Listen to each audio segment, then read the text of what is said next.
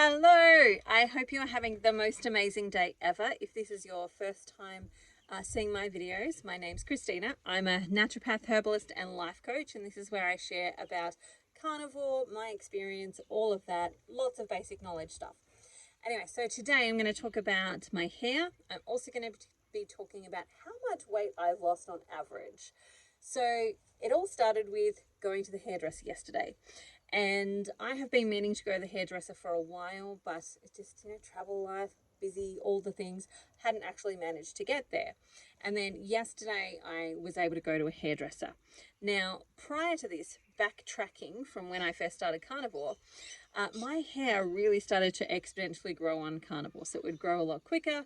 It's grown a lot thicker. I've got a lot of new baby growth coming through, which is kind of like quite frizzy. And so I've got all this new growth that's coming through, and you could tell in my hair where the old hair was and where the new hair was starting to come through, because the bottom was really thin and the top was really thick. And so I basically just gave myself a haircut at that point in time. And it was like, it was fun, it was fine, it served the purpose, but it was a little bit uneven and so on. And as it started to grow, I started to notice the unevenness a little bit more. So finally went to the hairdressers and got it cut professionally.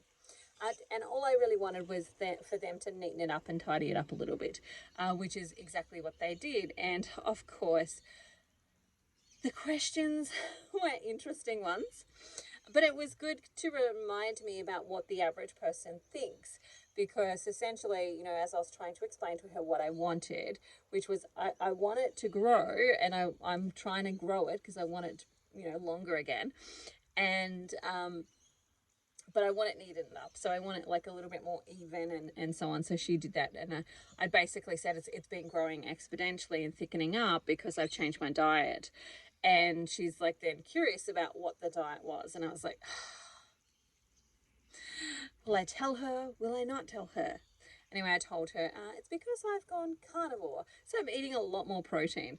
And it was really interesting because the question that she then said was, oh, carnivore, do you just eat meat and like broccoli? And I'm like, no, I don't eat the broccoli. I don't eat broccoli.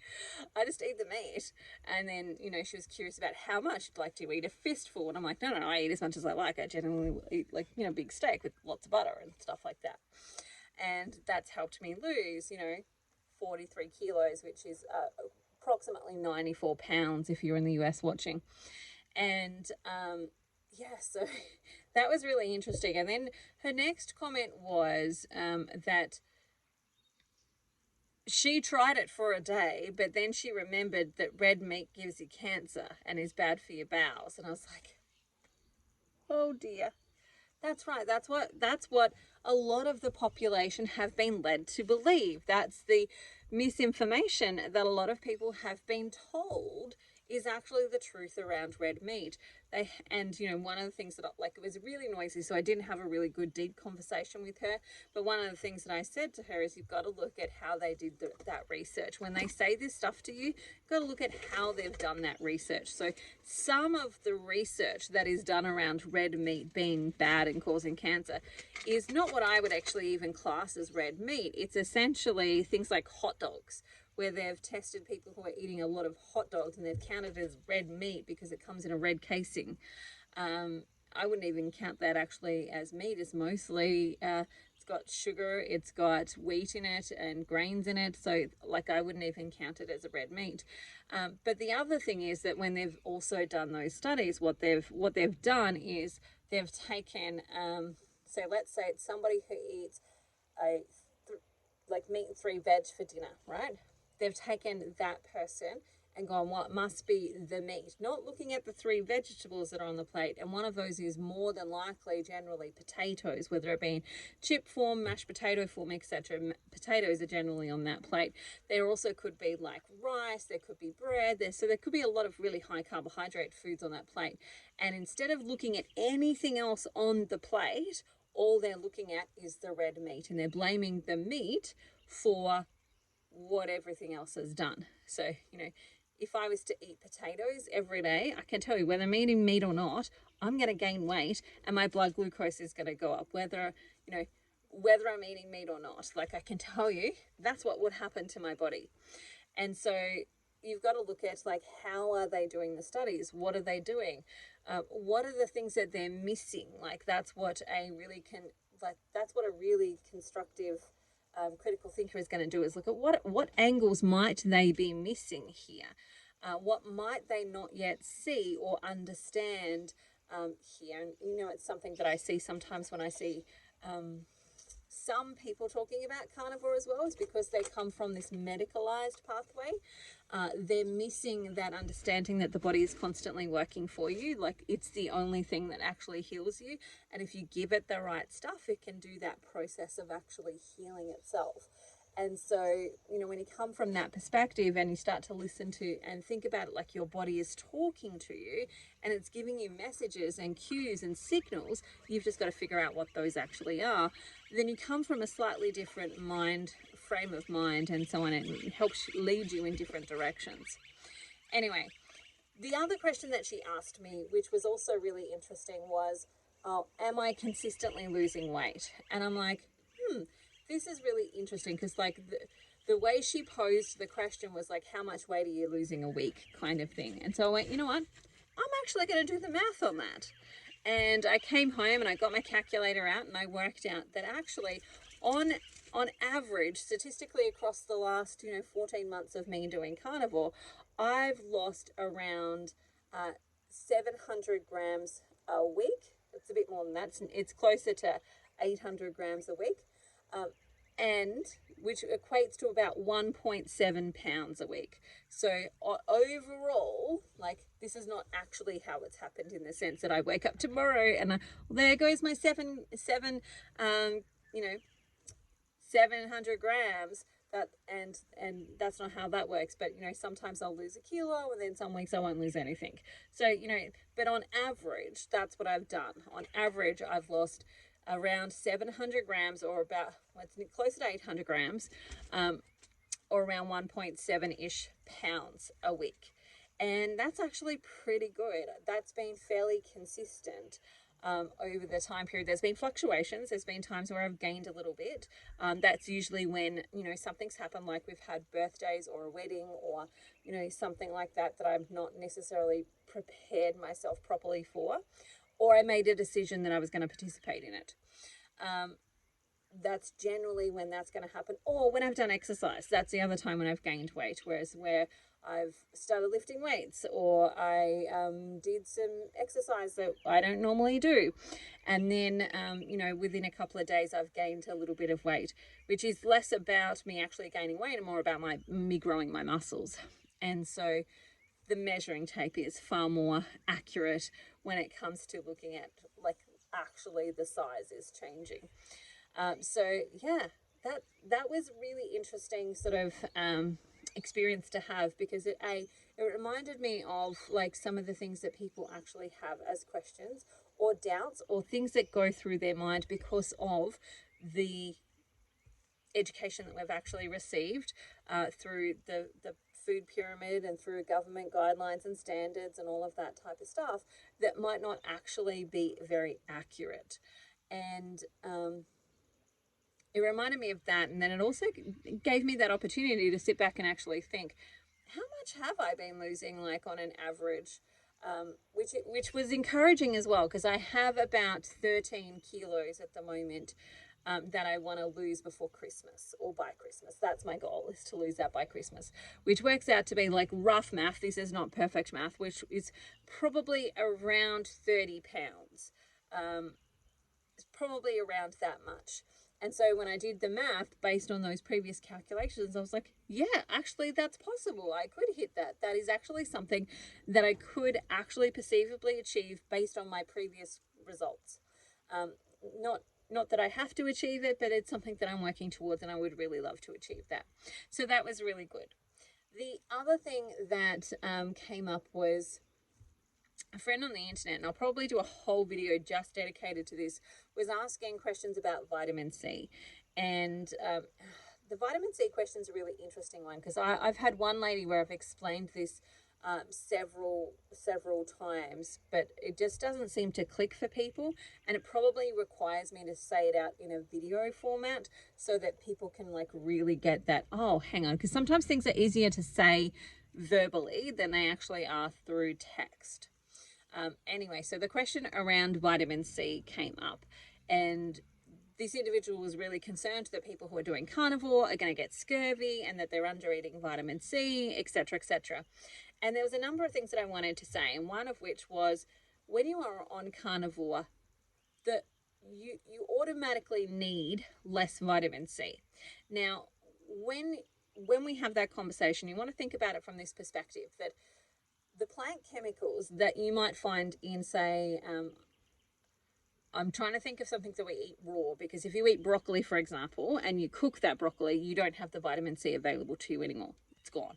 It gets destroyed in that cooking process. So let's say it's cucumber, right? So let's say you eat cucumber raw. With that cucumber, you might get vitamin C, but you're also getting the plant toxins that are actually within that cucumber. So some of that vitamin C that's in the cucumber is actually used by your body to protect it from the chemicals or the plant toxins with inside that cucumber as well. So some of what you're getting is not actually for you. Some of what you're getting is to balance the damage of the plant chemicals that you're actually going to be receiving. So the moment you take those out, you don't have those plant chemicals coming in, so you don't need as much vitamin C to balance those plant chemicals and the damage that they are doing. So the free radical damage, my brain just went, what? The free radical damage that's happening through those plant chemicals is not happening because you're not eating them. So you don't need the balance of the vitamin C to actually balance that. Now, remember, I just said that if you are eating cooked vegetables, the vitamin C is not available in it because the fruits and vegetables have heat damaging vitamin C. Now, so that's one aspect. You need less of it. You need less of it. Now, there are going to be some people that still actually need a lot of it, and that could be because they're living in a moldy house, they're recovering from mold toxicity, they're recovering from heavy metal toxicity exposure, they're recovering from severe immune compromisation. So those people are still going to need high levels of vitamin C, and they may then still need some type of supplementation, or, they're going to eat a lot of liver, for example. And so one element is, you don't need as much because your food is less toxic. There's less need for vitamin C to balance the damage of the food that you're actually consuming. That's one part. The other part is that all meats actually contain vitamin C. And there was a period of time where it was just not studied. So it was assumed because it wasn't studied that it wasn't there. And that was completely incorrect. So at the time when they did the study, they weren't looking for vitamin C. They were looking for other nutrients in meats. And so they didn't study how much vitamin C was in meats when they put out a lot of the recommendations that a lot of people still are running off of. They didn't test it, so they didn't know it was there. And so it was assumed that meat has none. And actually, meat has quite a good amount or enough vitamin C, especially when you're not eating plants, and it's not heat destroyed. So it is a different type of vitamin C in the sense that it's not heat damaged vitamin C. So if you take your steak and you cook it, you are still getting the vitamin C that's available in that food. The other thing that you're getting that's available in there is your B vitamins. So you're getting a whole grouping of B vitamins, all of which are known to help you make. So those B vitamins in your body, so B9, B12, in your body connect with homocysteine. That goes up one pathway to make brain chemicals for you. And they also draw down into another pathway which makes glutathione for you. So that glutathione is the number one most powerful antioxidant that we actually have. And our body makes that with B vitamins. And so the B vitamins that you're getting for the meat, you're going to be making glutathione with.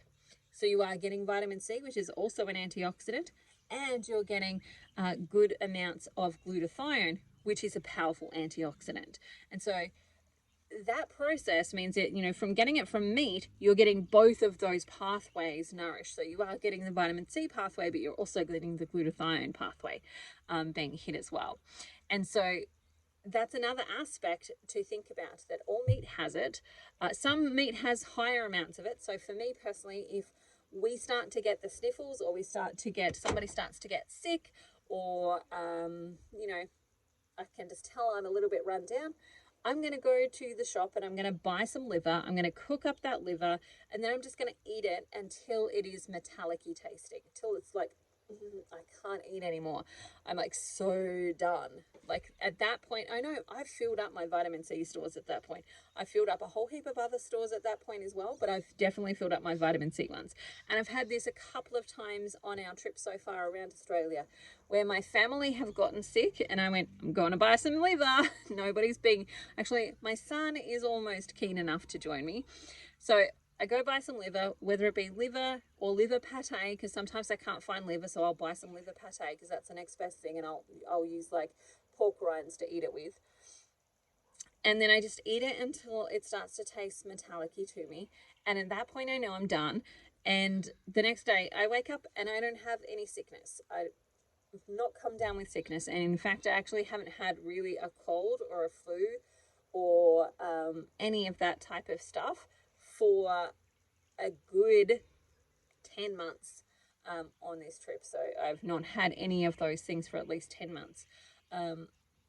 Even to the point where, you know, I was saying, it was so funny because my family got gastro. Like my kids got gastro, my husband got gastro, and then they had a cold at the same time. So they had these things going on, and I'm like, I'm not getting sick.